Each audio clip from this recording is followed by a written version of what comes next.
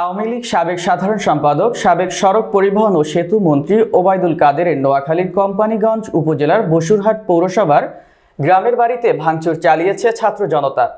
পরে ঘরগুলোতে আগুন ধরিয়ে দেয় তারা।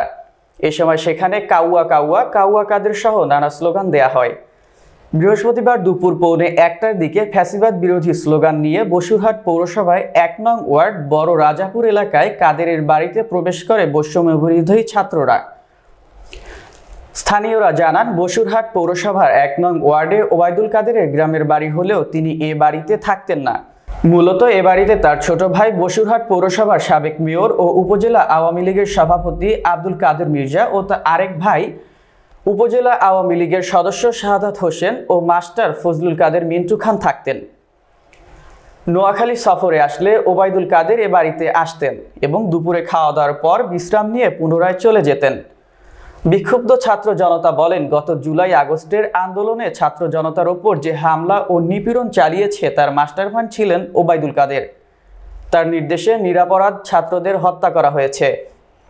তার নির্দেশে চলছিল শিক্ষার্থীদের ওপর নির্যাতন। আওয়ামী লীগের বেশিরভাগ অপকর্মের মূল হোতা ওবায়দুল কাদের। তিনি এখনও পলাতক। পালিয়ে থেকেও তার দলের নেতাকর্মীদের উস্কে দিচ্ছেন এবং দেশবিরোধী ষড়যন্ত্র করছেন। ছাত্র জনতা আরও অভিযোগ করেন, গত 5 আগস্টের পর ওবায়দুল কাদেরের ভাইরা তাদের পরিবার নিয়ে পালিয়ে যাওয়ার পর কে বা কারা ইন্ধন দিয়ে তার ক্ষতিগ্রস্ত বাড়ি পুনর্নির্মাণের কাজ চালাচ্ছে। তারা এই ঘটনায় জড়িতদের চিহ্নিত করে বিচারের দাবি করছেন। প্রসঙ্গত, গত রাতে ধানমন্ডি 32 নম্বরে বাড়ি ভাঙচুর চালায় ছাত্র জনতা। এরপর সুদর্শনেও আগুন দেয়া হয়। দেশের বিভিন্ন স্থানে শেখ মুজিবুর রহমানের মুরালগুলোতেও হামলা চালানো হয়।